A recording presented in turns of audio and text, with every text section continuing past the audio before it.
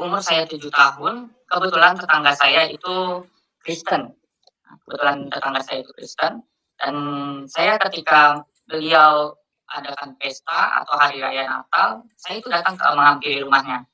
Dan saya melihat ikonik Tuhan Yesus, dan saya bertanya kepada mereka, memang tidak ada yang mirip dengan foto yang ada di rumah beliau. Namun di keluarga mereka tidak ada yang mirip. Tapi saya tidak mau tanya, tetapi saya ini penasaran. Ini sebenarnya siapa? Tidak ada di dalam keluarga mereka. Nah, ketika saya mau merantau ke Jakarta tahun 2021 dan saya mencari pekerjaan, dan niat saya itu bukan hanya sekedar merubah nasib, tetapi bagaimana saya memperbaharui diri saya dari masa lalu saya yang tidak bisa dibilang cukup luar biasa dan tidak terarah, tetapi ya puji Tuhannya, Tuhan menyelamatkan saya ketika saya di perantauan.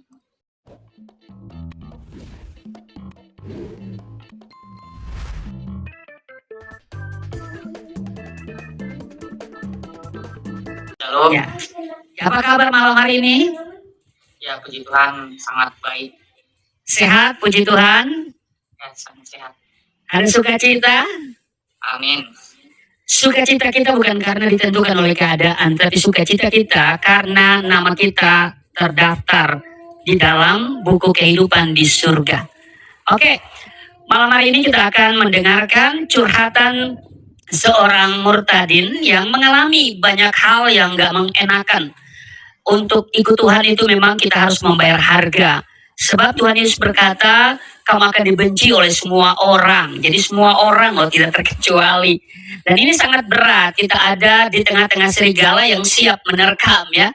Tapi gak usah takut bahwa Tuhan tidak membiarkan dan meninggalkan kita. Nah, karena itu saya mau bertanya ada beberapa hal. Abang Ibrahim ya, atau Bro Ibrahim, sebelum semuanya ini terjadi, hidup abang waktu itu seperti apa sih? Ya, dahulu ketika masa lalu saya memang lebih buruk daripada yang sekarang. Ya, puji Tuhan, ada beberapa perubahan dan dampak pada saya sampai saat ini. Ya, karena memang sangat luar biasa bagaimana Tuhan menolong saya di dalam kehidupan saya saat ini. Dulu saya itu memang bisa dibilang sesuatu hal yang masa-masa yang tidak mengenakan bagi saya pribadi. Dalam masa itu memang saya lihat itu ada sebuah kekelaman yang tidak tahu arah dan tidak tahu menau, yang mungkin itu sebuah hilangnya yang namanya pengharapan. Jadi luar biasa ya Tuhan, yang pasti Tuhan sudah memanggil Bro Ibrahim ini dari kegelapan kepada terang yang ajaib dan harus berdampak ya untuk bagi dunia. Yang kedua saya mau bertanya, kalau harus jujur, kalau boleh jujur nih, waktu itu Bro Ibrahim ya merasa baik-baik saja atau sebenarnya seperti apa? Pada saat itu saya memiliki tekanan dari beberapa pihak, yaitu terutama keluarga. Memang di dalam lingkup keluarga itu tidak ada yang namanya kesejahteraan dan banyak tekanan. Ya, dimulai dari papa tiri saya, dan saya juga ditinggalkan oleh papa kandung saya di saat umur saya 5 hari. Nah, di situ adalah suatu hal yang menurut saya tekanan yang paling besar itu dimulai dari keluarga. Dan pada akhirnya saya mencari jati diri saya sendiri dalam berbagai macam hal yang saya lakukan, yang menurut saya itu menguntungkan bagi pribadi saya, agar saya leluasa dalam melakukan hal apapun yang saya mau. Nah, seperti itu. Tetapi ketika sesuatu hal yang mengubah hati saya, ketika saya mendengar dari seorang ibu saya bahwasanya bapak yang selama ini yang bersama-sama dengan saya itu bukan papa kandung saya, itu yang membuat saya kecewa. Dan makin tekanan ini makin terasa, dan pikiran saya sudah diambang-ambang dan tidak tahu mau ngapain. Nah, tetapi ya ketika pada saat itu emosi tidak terkontrol lagi. Emosi tidak terkontrol dan suasana itu sudah semakin memburuk. Dan pada akhirnya saya memilih untuk hidup seperti apa yang saya inginkan. dan memilih jalan yang salah, dan lebih lagi saya masuk terperosok kepada lembah kekelaman. Kemudian ada nggak ya satu kejadian kecil yang ternyata itu akan menjadi awal dari sebuah perubahan besar? Pada saat di umur saya 7 tahun, kebetulan tetangga saya itu Kristen. Kebetulan tetangga saya itu Kristen, dan saya ketika beliau adakan pesta atau hari raya Natal, saya itu datang ke menghampiri rumahnya, dan saya melihat ikonik Tuhan Yesus, dan saya bertanya kepada mereka, memang tidak ada yang mirip dengan foto yang ada di rumah beliau, namun di keluarga mereka tidak ada yang mirip. Tapi saya tidak mau tanya, tapi saya ini penasaran, ini sebenarnya siapa? Tidak ada di dalam keluarga mereka. Nah, ketika saya mau merantau ke Jakarta tahun 2021 dan saya mencari pekerjaan, dan niat saya itu bukan hanya sekedar merubah nasib, tetapi bagaimana saya memperbaharui diri saya dari masa lalu saya yang tidak bisa dibilang cukup luar biasa dan tidak terarah, tetapi ya puji Tuhannya, Tuhan menyelamatkan saya ketika saya di perantauan. Dan ketika saya di Muara Angke, itu lawatan Tuhan di dalam kehidupan saya begitu sangat-sangat luar biasa, sampai Tuhan menjamah saya, dan memang itu melewati supranatural di bawah alam sadar, itu tidak terkendali, dan di situ puji Tuhannya, figur yang pernah saya lihat di umur 7 tahun tersebut itu muncul secara tiba-tiba di dalam mimpi saya, dan pada akhirnya saya tidak percaya, dan dia mampu memulihkan keadaan saya. Di saat saya tergeletak di padang pasir, itu saya tidak berguna dan tidak bisa melakukan hal apapun, tetapi tergeletak dilumuri dengan darah. Dan Yesus itu datang memberikan saya air 1 gelas. Ya, ketika saya meminum air dari dia, dan pada akhirnya saya sembuh dan langsung transisi berubah. Suasananya seperti di taman, di sebuah taman yang sangat begitu indah. Di bawah pohon ada aliran sungai. Saya ingat pada masa itu, ya puji Tuhannya, dia datang menghampiri saya. Dia menanyakan, bagaimana perasaanmu ketika kamu telah disembuhkan. Kerajinan saya itu muncul, bahwasanya memang pemberontakan manusia itu memang nyata, dan saya menentang akan hal tersebut. Saya menjawab, saya merasakan biasa saja, tidak ada yang istimewa bagi saya. Dan begitu setelah saya menjawab, ada sebuah perubahan. Nah, ketika saya di dalam ruangan, itu gelap gulita, tidak ada cahaya, dan saya merasakan sebuah kesunyian, kehampaan yang hidup.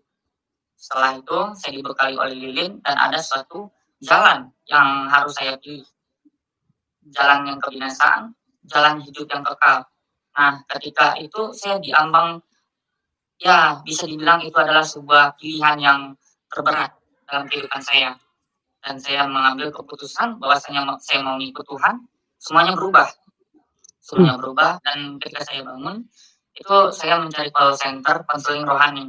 Dan saya sampai searching di Google, bagaimana saya bisa untuk masuk menjadi orang yang percaya.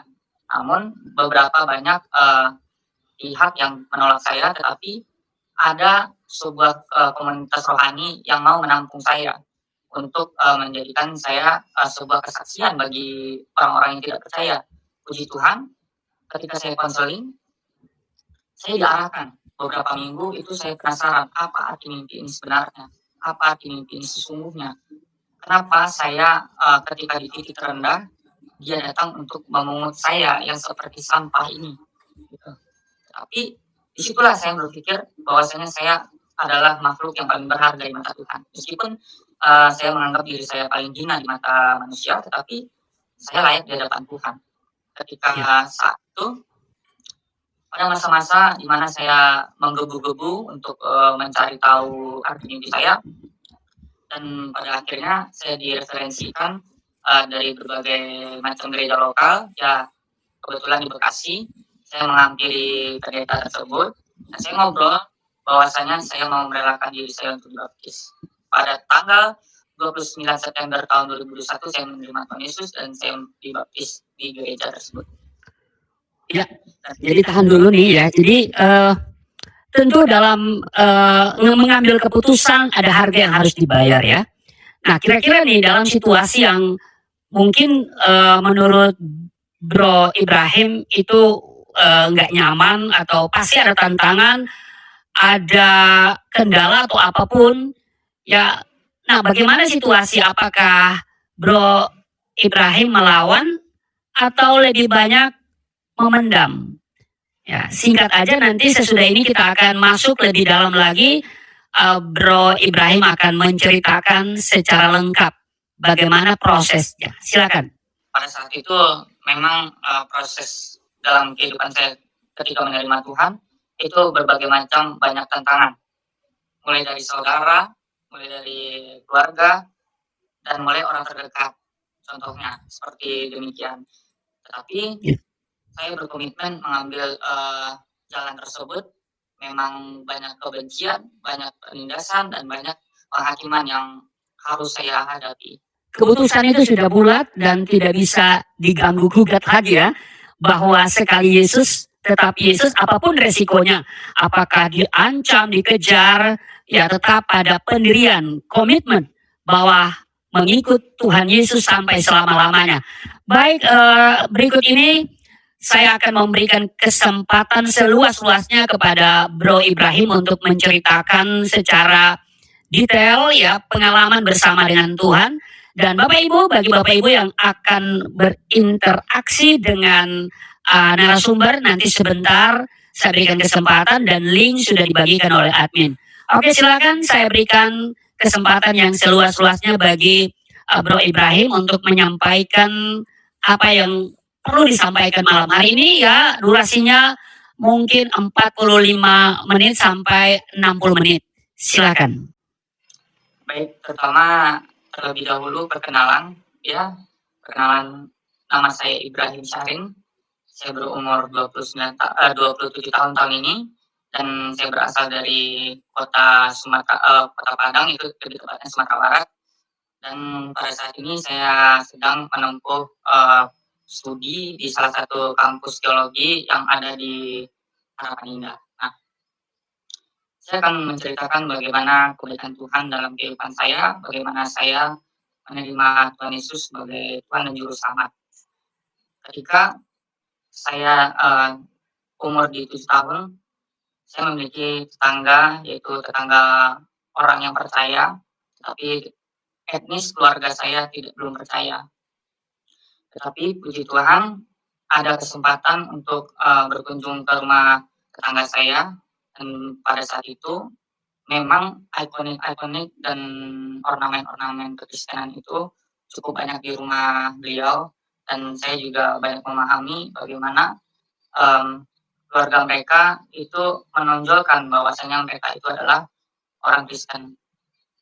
Dan memang saya memiliki orang tua, yaitu orang tua yang tidak terlalu fanatik dengan agama, dan tidak terlalu mengekang saya dalam berteman maupun dalam bergaul dengan mereka.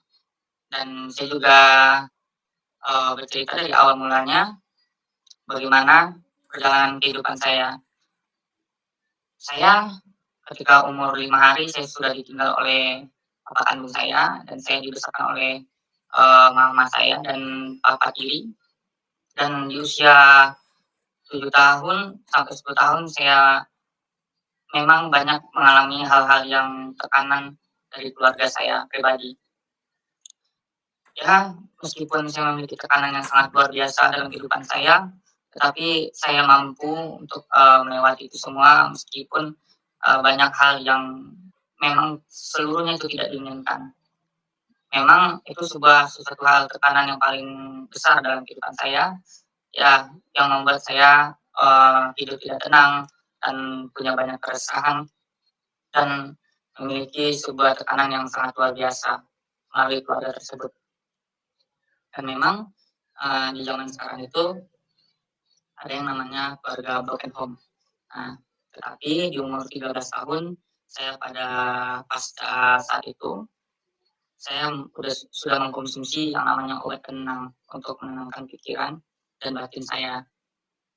saya mengkonsumsi itu selama 3 tahun, dan memang banyak perubahan yang saya alami ketika saya memakan obat penenang, dan pada akhirnya saya memutuskan di tahun 2016 akhir saya sudah stop karena ini berdampak panjang bagi diri saya pribadi. Dan di saat tahun 2017 itu mama saya dipanggil, dan saya semakin berontak, hidup saya tidak jelas, dan arah kehidupan saya saat itu sudah tidak tahu menahu, dan bagaimana kekelaman kehidupan yang saya lewati, dan bagaimana jalan kehidupan yang seharusnya saya tidak lewati, tetapi saya melewati itu semua. Dan banyak proses-proses yang menurut saya itu memang kejadian yang tidak pernah saya alami sebelumnya, itu memaksakan saya agar saya bisa bertumbuh seperti orang dewasa sedia kalanya. Dan ketika pada saat saya sudah kehilangan arah, pada saat itu saya memilih hidup luntang-lantung dan tidak tahu menahu kemana arah tujuan hidup, dan berbagai macam aspek yang saya jalanin itu negatif semua, tidak ada yang positif, malah merugikan diri saya pribadi. Kenapa saya bilang seperti itu? Karena saya merugikan diri saya pribadi dengan berbagai macam hal, yang terutama saya mengkonsumsi alkohol, rokok, dan berbagai macam jenis narkoba lainnya. Dan pada saat itu saya belum dipulihkan, masih ada terselubung kepahitan kepada keluarga, terutama ayah kandung saya sendiri, karena beliau sudah meninggalkan saya di saat saya umur 5 hari. Dan berbagai macam hal yang saya alami pada saat ini, itu suatu hal yang mau mengubah hati saya, bagaimana saya untuk terbuka dan menerima apa yang saya alami pada sampai saat ini. Dan setelah saat itu, tahun 2021, saya memutuskan untuk pergi merantau ke Jakarta untuk mengubah nasib kehidupan saya, agar saya hidup berubah dan tidak melakukan hal-hal yang negatif pada saat dimana saya pernah berada. Dan saya pergi merantau ke Jakarta tahun 2021, 8 Januari, dan memang pada saat itu saya memiliki yang namanya keuangan dari berbagai macam aset yang ditinggalkan oleh keluarga, ya, terutama itu ibu saya sendiri almarhum, dan saya menjadikan itu sebuah modal saya untuk berangkat. Dan ketika sudah sampai di Jakarta, saya hanya memiliki uang di saku itu cuma 70.000, itu untuk modal ongkos busway dari Soekarno-Hatta ke Cilincing. Dan sudah sampai Jakarta, ya pada saat itu saya tidak ada kenalan sama sekali, dan pada akhirnya ada teman sosmed saya. Pada saat itu saya mengkontak beliau, dan memang gak jauh dari tempat Cilincing tersebut saya bertemu dengan mereka, dan saya numpang nginap di kosan dia beberapa hari. Dan selang waktu dia beberapa hari, ada suatu teman saya dari kampung itu di Bogor, dan pada akhirnya saya juga menumpang di tempat mereka, dan memang hidupnya beruntang-lantung, tidak tahu arah, nggak tahu jalan, nggak tahu mau apa yang mau dikerjakan. Nah, pada saat itu saya berpikir, ini mau sampai kapan mengalami yang namanya kesusahan seperti ini, kapan saya akan bisa berubah. Tapi ketika saya di Tangerang di rumah saudara saya berpikir bahwasanya bagaimana saya untuk merubah nasib saya, kehidupan saya, dengan apa yang akan saya lakukan ke depannya. Pada akhirnya pada saat itu saya pergi ke Muara Angke. Pada saat itu saya ada dapat job, dan saya berpikir seperti demikian, apapun pekerjaan pada saat itu gak apa-apa saya lakukan, yang penting saya menghasilkan uang. Pada saat itu saya direkrut menjadi ABK, dan pada malam ketika dimana saya pulang beribadah dan sampai ke tempat mes, itu mesnya tidak layak, ya bisa dibilang tidak layak untuk ditinggalkan gitu, di tempat tinggalkan. Dan saya memilih untuk menerima itu semua, dan pada saat itu malamnya saya tertidur, dan figur Tuhan Yesus pada saat di umur usia saya 7 tahun, dia menghampiri saya melewati yang namanya supranatural, melewati mimpi. Dan pada saat itu saya berpikir, kenapa tubuh saya semua dari ujung rambut saya sampai ujung kaki itu tidak berdaya, dan yang bisa dipergunakan adalah mulut dan penuh dengan darah. Pada saat itu memang uh, darah itu adalah melambangkan keberdosaan yang pernah saya lakukan selama saya hidup. Dan figur tersebut ya yang bisa disebut Yesus tersebut menghampiri saya dan memberi saya minum, dan ketika saya minum airnya saya langsung sembuh. Dan ketika saat itu langsung berubah suasananya, dan saya dipindahkan ke tempat yang namanya suatu taman yang sangat indah. Saya di bawah pohon, dan di samping saya itu ada aliran sungai yang indah sekali. Dan dia menghampiri saya dan bertanya, bagaimana perasaanmu ketika setelah kamu disembuhkan? Dan dengan pemberontakan yang ada di dalam diri saya itu menjawab secara spontan, saya merasakan biasa-biasa saja, tidak ada pengaruhnya dalam kehidupan saya.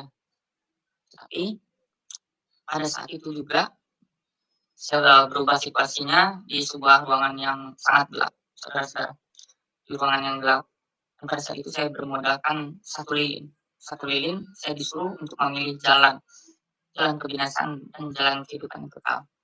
Dan saya bertanya pada saat itu, kenapa harus saya memilih gitu, bagaimana saya untuk menjalankan kehidupan saya selanjutnya. Dan pada saat itu saya memiliki ketakutan dan kerugian, dan pada akhirnya saya memilih jalan hidup yang kekal. Dan saya berjalan, dan saya dirangkul pada saat itu, dan semuanya berubah hukum. Dan setelah mimpi tersebut, saya menghubungi beberapa pihak, dan saya bangun dari tidur saya. Saya menghubungi beberapa pihak konseling, dan Google juga. Saya searching bagaimana saya bisa menjadi orang percaya pada saat itu. Tetapi banyak hal yang membuat saya itu bertanya-tanya, saudara-saudara. Yang pertama, ini mimpi benar-benar apa hanya sebuah khayalan atau ilusi? Tetapi pada saat itu, seminggu full saya bertanya-tanya ke teman yang beda iman, ke beberapa konseling, beberapa pendeta juga, saya bertanya. Dan pada akhirnya ada beberapa pihak, yaitu komunitas rohani, yang follow up saya dan mengkonselingkan saya, memberikan referensi gereja lokal yang ada di Bekasi, dan saya menghampiri gereja yang di Bekasi. Dan saya berbicara dengan pendeta, saya bercerita tentang kesaksian saya, perjumpaan saya dengan Tuhan Yesus pada saat itu. Nah, ketika saat itu sudah berlalu, dan saya terus terang berbicara kepada pendeta tersebut, bahwasanya saya mau memberikan diri saya dibaptis. Nah, setelah saya pulang dibaptis, saya ke Tangerang ke rumah saudara saya. Pada saat itu saudara saya tahu bahwasanya saya sudah berbeda dengan mereka, dan jam 2 malam saya diusir dari rumah saudara saya. Saya diusir, dan memang betul di Jakarta itu saya tidak memiliki kenalan, tidak ada sama sekali. Uang sama sekali tidak ada, dan ya memang pada saat itu sudah jalan yang buntu. Dan akhirnya ketika saat itu ada teman saya menitipkan saya e-money yang berisikan cuman uang 27.000 di dalam e-money tersebut, yang itulah yang menjadi transportasi saya. Ketika saat itu saya luntang-lantung di Tanah Abang selama seminggu, ya memang berbagai macam hal. Saya tidur di depan ruko, saya berbagai macam hal kecaman yang saya lewati. Saya bertanya kepada Tuhan, kenapa Tuhan ketika saya sudah komitmen kepadamu untuk mengikutimu, kenapa hal ini terjadi dalam kehidupan saya? Memang apa yang salah dalam kehidupan saya sehingga engkau mengizinkan ini terjadi dalam kehidupan saya? Dan itu kebersungguhan itu pasti ada di dalam kejadian ini. Ya seolah-olah tidak menerima kenyataan. Ya, Bapak Ibu Saudara pasti paham. Setelah mengalami akan hal tersebut, perasaan saudara mungkin gak jauh lebih beda daripada saya. Ketika menerima Tuhan Yesus, diusir dari keluarga dan tidak ada tempat tinggal dan tempat mengadu sama sekali, dan hidup di depan ruko, tidur di depan ruko pada saat itu, ya memang itu suatu hal yang menurut kita pribadi itu sesuatu hal yang tidak kita inginkan lagi. Mengapa menurut Tuhan mengalami yang namanya penderitaan? Dan pada saat itu saya tidak berkekurangan dan saya memegang janji Tuhan, yaitu bahwasanya saya selalu disertai. Nah, ketika pada saat itu saya komunikasi dengan pendeta yang membaptis saya, dan saya bilang bahwasanya saya telah diusir sekolah dengan keluarga saudara saya, dan pada saat itu saya menghampiri beliau di Bekasi, dan saya tinggal di Bekasi pada saat itu 2 tahun saya tinggal di Bekasi, dan berbagai macam hal yang saya lewati di Bekasi tersebut. Awalnya ketika tinggal di tempat pendeta tersebut, saya berpikir seperti begini saudara, saya hanya numpang tinggal, tapi saya melakukan aktivitas yang harus sewajarnya yang saya lakukan, yaitu saya mencari pekerjaan, saya menghasilkan uang, dan ya saya bisa ibarat kata itu kontrak, tidak menumpang lagi. Tetapi berbagai macam hal yang saya lewati itu gagal semua. Pekerjaan saya tidak dapat, dan saya malah dikecam seperti ditanya seperti gini, kamu nama kamu Ibrahim ya? Ya. Tapi kamu kok ngisi formnya agamanya Kristen? Iya, saya baru bertobat, saya baru percaya. Dan akhirnya ada salah satu tempat pekerjaan itu tidak menerima saya. Dan akhirnya saya uh, bergumul lagi, dan pada akhirnya saya berdoa sama Tuhan.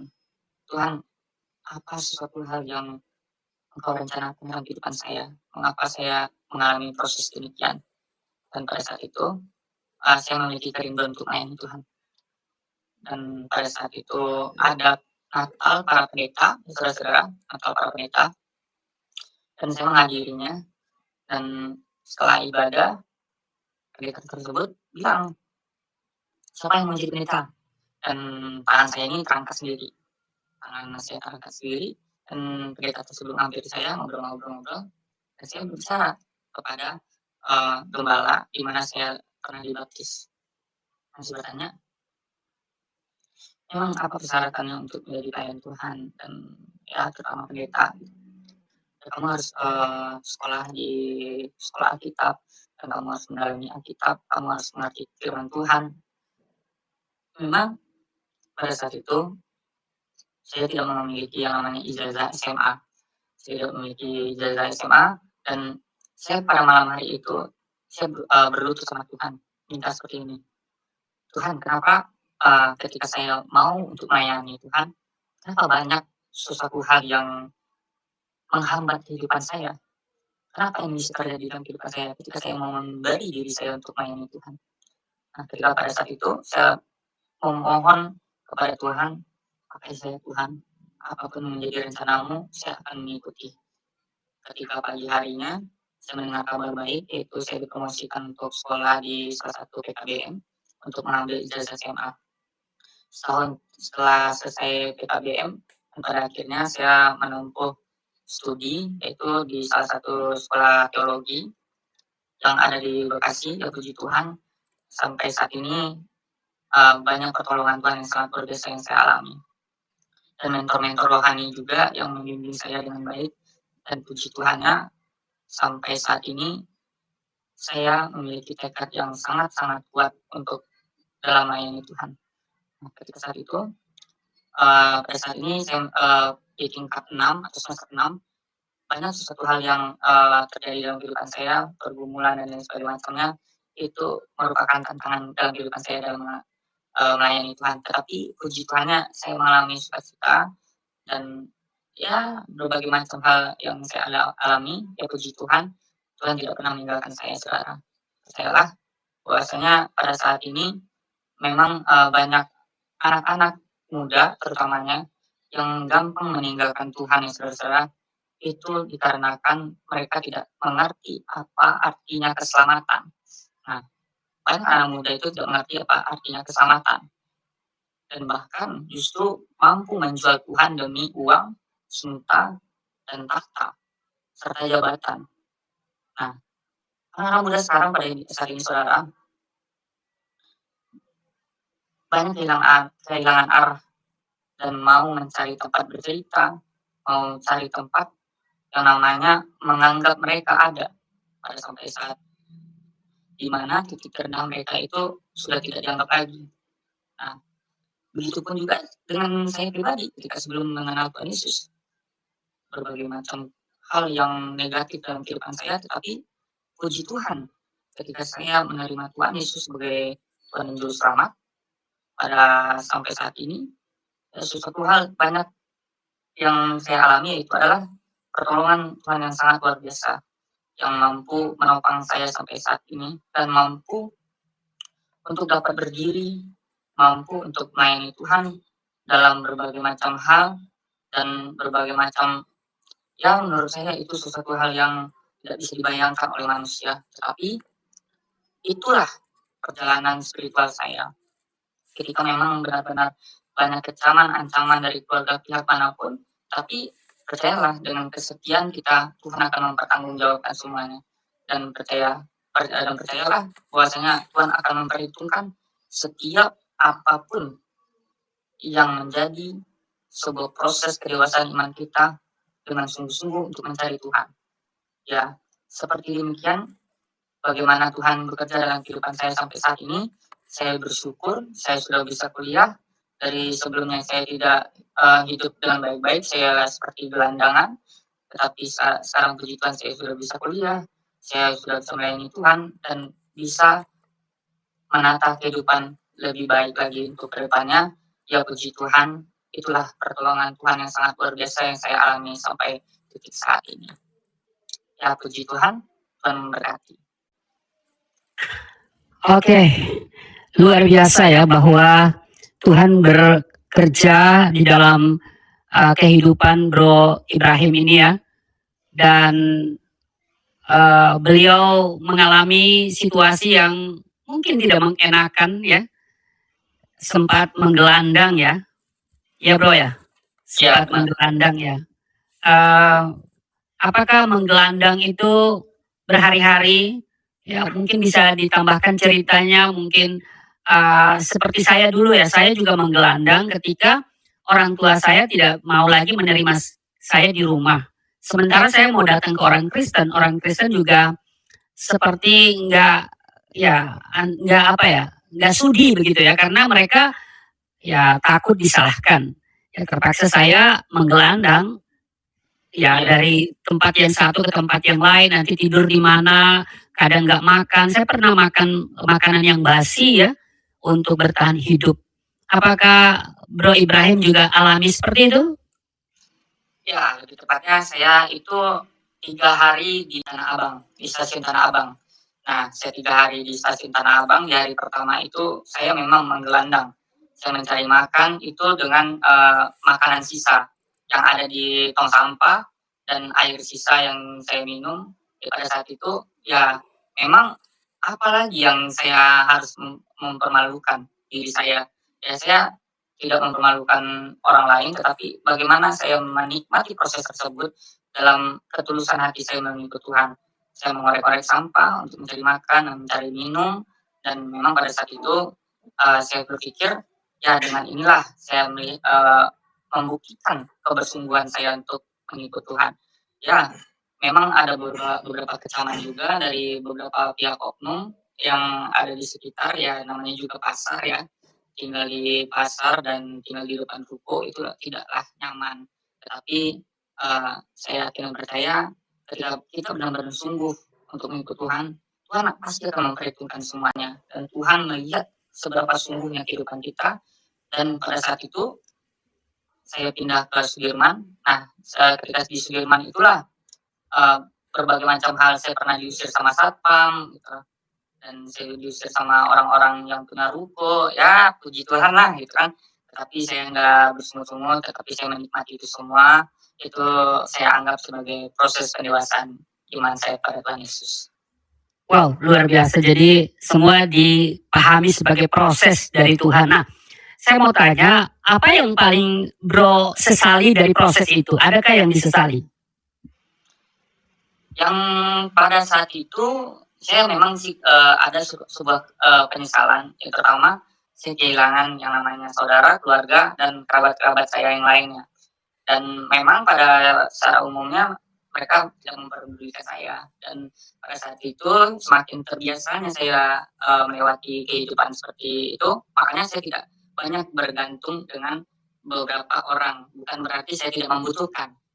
Dan tapi saya bagaimana belajar untuk selalu bergantung penuh pada Tuhan. Amin. Luar biasa ya. Jadi juga mengalami juga saya alami ya, menggelandang itu memang gak mengenakan ya.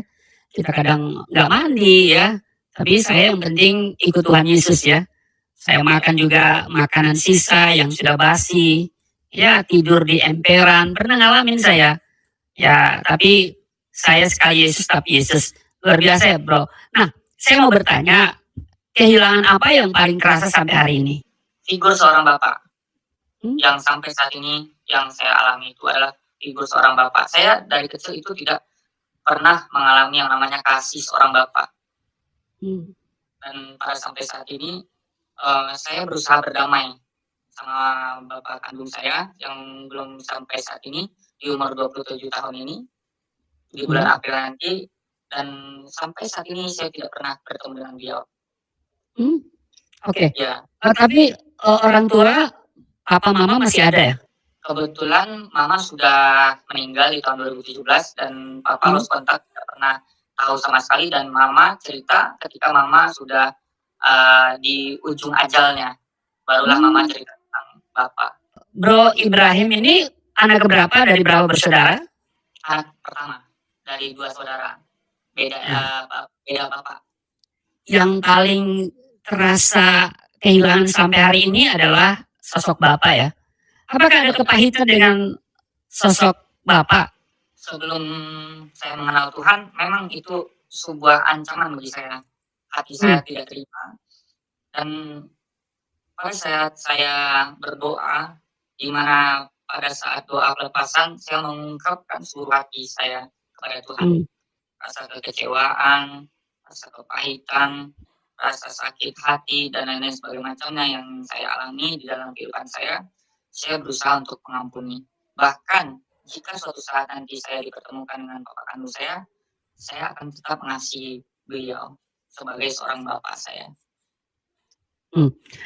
Kalau ternyata nanti satu waktu video ini disaksikan oleh bapak atau keluarga yang lain, apa yang Bro Ibrahim mau sampaikan? Yang pertama saya menyampaikan terima kasih sudah menjadi figur bapak, tetapi saya tidak pernah bertemu. Dan saya juga sangat bersyukur telah lahir di dunia ini sesuai dengan rencananya Tuhan dan sesuai dengan apa yang Tuhan mau, dan bagaimana proses dalam kehidupan saya ini bisa menjadi berdampak di depan banyak orang dan di berbagai macam kepercayaan manapun itu.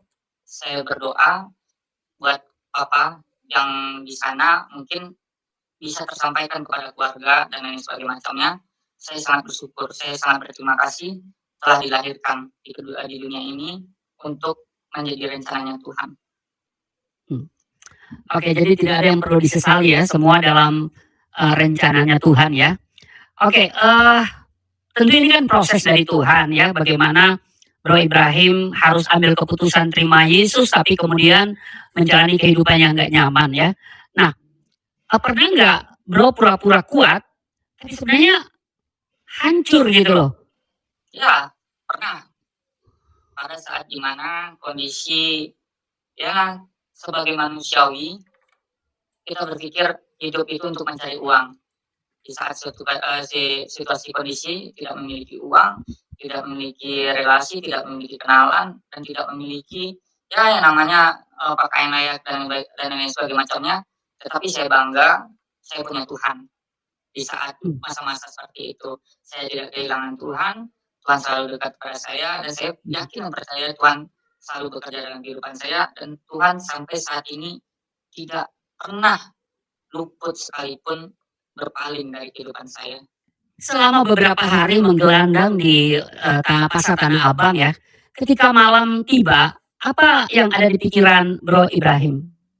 Ketika pada saat itu saya berpikir, apakah ini suatu hal yang tidak pernah saya alami sebelumnya?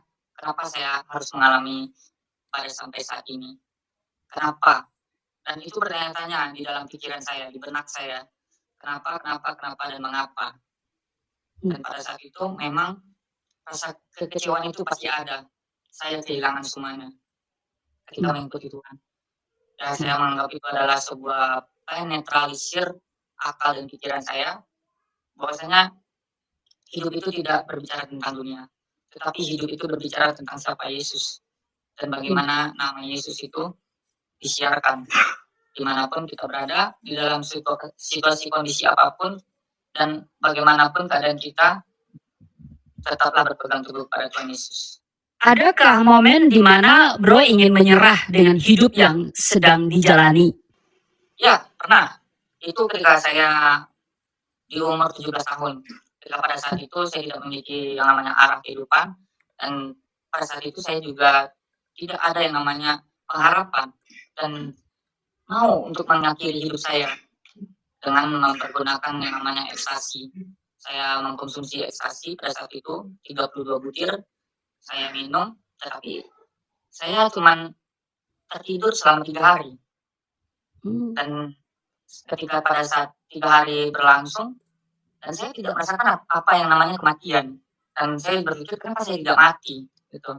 Saya udah berusaha untuk berupaya mencari cara untuk bunuh diri, tetapi saya berpikir apakah ada yang janggal dalam kehidupan saya ketika saya ingin mengakhiri hidup saya, tetapi gagal terus seperti itu. Kira-kira nih, apa yang orang tidak pernah tahu tentang penderitaan Bro? Pada saat dimana saya menggelandang, itu tidak pernah tahu, ada yang tahu sedikit pun.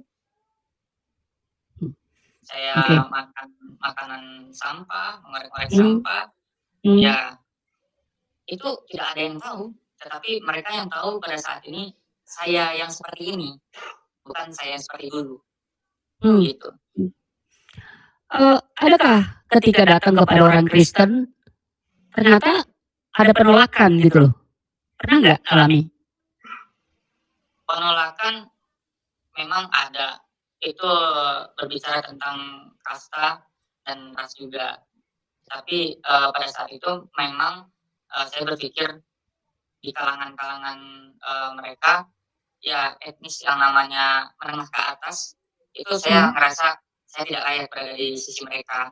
Dan apa sih nilai moral dan kehidupan saya di mata mereka, dan pada akhirnya saya diterima di kaum-kaum yang di bawah inilah kaum menengah ke bawah, dan saya diterima dengan ya seperti layaknya manusia seperti itu. Dan pada saat itu saya berasa ada ya dari beberapa orang Kristen yang ada yang percaya, ada yang mau menerima, dan ada juga yang tidak mau menerima. Seperti demikian. Kelihatannya ada yang mau masuk di room ini untuk interaktif, live chat ya. Bapak Anton Rehi 6009. Siapa satu orang yang paling abang harapkan mendukung, tetapi ternyata justru menjauh? Itu terutama sekali teman dekat ketika masa sekolah. Kita udah berteman sudah sekian tahun. Ketika mereka tahu saya menerima Tuhan Yesus, ya semuanya itu hilang begitu saja. Dan memang pada saat itu perasaan saya seperti kecewa dan tidak pernah terbayangkan kenapa orang-orang di sekitar saya pada meninggalkan saya semuanya. Kerabat-kerabat saya, saudara-saudara saya, keluarga saya, dan teman dekat saya pun meninggalkan saya. Tetapi ya itu adalah proses pemulihan di mana kita ditempatkan di tempat orang-orang yang benar-benar membentuk kita agar kita selalu dekat kepada Tuhan. Ini ada pertanyaan juga dari yang sedang aktif di live chat. Udah dapat pasangan belum? Oh, sampai saat ini belum, saya belum punya pasangan. Dan ya memang saya harus memikirkan karir dulu gitu. Oke. Karir dulu gimana saya bisa menjadi dampak dan ya seperti sedia kala gitu saya membalikan semuanya gitu. Tetapi dengan proses bersama dengan Tuhan, bukan secara instan. Ada waktunya. Oke. Jadi semua tentu dari Tuhan ya. Jadi yang belum masih jomblo itu ya bisa berdoa juga, yang mana tahu ada diberikan jodoh dengan Bro Ibrahim Syahrin ini. Ini ada pertanyaan lagi, kalau abang harus jujur, apa yang paling abang takutkan akan hilang saat abang memilih bertahan ya? Ya, memilih buat bertahan ya. Bertahan Itu ya. yang pertama pengorbanan Tuhan dalam kehidupan saya. Pengorbanan Tuhan, bagaimana Tuhan di ibarat katanya seperti ini, sederhana saja. Tuhan mau mati bagi saya, Tuhan mau menebus dosa saya. Tetapi bagaimana saya justru untuk mengabdi kepada orang yang benar-benar mau memberikan nyawanya untuk saya yang tidak layak ini untuk ditebus. Nah, secara logikanya itu sesuatu hal yang tidak mungkin. Yang saya yang hina saat ini, memang saya berpikir saya itu tidak layak di hadapan Tuhan. Saya itu seperti kain kotor dan saya itu seperti sesuatu hal yang najis di mata Tuhan. Tetapi pengorbanan Kristus di atas kayu salib itu yang menyempurnakan kehidupan saya. Jadi bertahan karena penebusan yang dilakukan oleh Yesus Kristus ya. Iya benar. Kita lihat lagi nih ada pertanyaan dari live chat, bisa dimunculkan. Oke. Saya mau bertanya lagi, kira-kira nih ya, bagian mana dari hidup Bro yang paling ingin dipeluk kembali? Nggak ada, tidak ada. Malahan justru saya mau menenggelamkan itu semuanya, kehidupan yang masa lalu, dan saya mau bangkit bersama dengan Kristus menjalani kehidupan yang baru. Kehidupan yang lama sudah dikuburkan ya, dan sekarang hidup dengan status baru, dengan kehidupan yang baru, di mana Kristus yang hidup di dalam kehidupan Bro ya. Nah tadi ada pertanyaan juga dari Bapak Anton ya. Jadi Bro Ibrahim ini bukan Aceh tapi Sumatera Barat ya, Padang. Kegiatan hari ini masih sekitar mempersiapkan diri untuk terjun pelayanan lebih dalam lagi ya? Ya, benar sekali. Saya mengikuti studi di mana salah satu kampus teologi yang berada di Bekasi. Dan ya, puji Tuhan, doakan saja ini semuanya lancar dari berbagai macam hal yang saya lewati. Ya, menjadi pergumulan saya pada sampai saat ini itu hanya karena anugerah dan semuanya hanya meminta kepada Tuhan saja. Ya, pasti saya percaya, yakin dan percaya bahwasanya Tuhan pasti buka jalan. Oke, jadi Bro Ibrahim ini adalah orang sebatang kara, ibaratnya seperti itu, dan beliau lagi studi di sekolah teologi. Beliau berjuang untuk supaya nanti bisa melayani Tuhan dengan bekal teologi. Nah, siapa yang bertanggung jawab atas sekolah teologi itu? Pasti kan studi itu bukan gratis ya. Ya, kebetulan saya di bawah naungan gereja yang berada di Bekasi juga. Ya, kebetulan dari situ saya dipromosikan juga untuk memperlengkapi diri saya agar saya dipersiapkan untuk melayani Tuhan. Ya, puji Tuhan, luar biasa. Kesaksian yang sangat memberkati, yang sangat memberikan kekuatan kepada kita semua. Kesaksian ini yang sangat menggetarkan hati. Begitu luar biasa Tuhan bekerja dalam kehidupannya, sehingga ia mengambil satu keputusan dalam hidupnya untuk meninggalkan keyakinan lamanya dan menjadi pengikut Kristus. Itu bukan hal yang gampang seperti yang sudah disampaikan tadi. Banyak masalah, banyak penolakan, banyak tantangan yang ia hadapi. Tetapi Tuhan berkuasa atas hidupnya. Tuhan menolong, menyertai kehidupannya sampai saat ini. Karena dia yakin dan percaya bahwa pilihannya adalah membawa dia kepada keselamatan. Bahwa Yesus satu-satunya juru selamat dalam hidup manusia. Seperti dalam firman Tuhan katakan, dan keselamatan tidak ada di dalam siapapun juga selain di dalam dia. Sebab di bawah kolong langit ini tidak ada nama lain yang diberikan kepada manusia yang olehnya kita dapat diselamatkan. Wow, luar biasa. Ketika Tuhan memilih dia bisa melewati segala tantangan dalam hidupnya. Dia mendapatkan jalan keluar dari setiap persoalan yang ia hadapi. Sampai saat ini, ia sekolah teologi dan menjadi hamba Tuhan. Ini kesaksian yang luar biasa. Ya teman-teman, ada firman Tuhan yang saya mau bagikan kepada kita semua. Dalam Yesaya pasal 43, ayatnya yang ke-10 sampai ayatnya ke-13. Kamu inilah saksi-saksiku, demikianlah firman Tuhan, dan hambaku yang telah kupilih, supaya kamu tahu dan percaya kepadaku dan mengerti bahwa aku tetap Dia. Sebelum aku tidak ada Allah dibentuk, dan sesudah aku tidak akan ada lagi. Akulah Tuhan, dan tidak ada juru selamat selain daripadaku. Akulah yang memberitahukan, menyelamatkan, dan mengabarkan, dan bukannya Allah asli yang ada di antaramu. Kamulah saksi-saksiku, demikianlah firman Tuhan, dan akulah Allah. Juga seterusnya, aku tetap Dia, dan tidak ada yang dapat melepaskan dari tanganku. Aku melakukannya, siapakah yang dapat mencegahnya? Ya, kiranya kesaksian yang luar biasa ini, dan juga ayat firman Tuhan, boleh memberkati kita, dan iman kita semakin teguh di dalam ikut Tuhan. Dan kita juga terus menjadi saksi Kristus, dimanapun kita berada, supaya banyak orang yang percaya, yang mendengarkan kabar baik, dan mereka boleh menyerahkan hidup mereka kepada Kristus untuk mereka diselamatkan. Dan kiranya teman-teman semua dukung channel ini agar melalui channel ini boleh memberkati banyak orang dan juga banyak yang percaya kepada Kristus sebagai Tuhan dan Selamat mereka. Itu merupakan harapan kita bahwa bagi Tuhan tidak ada yang mustahil.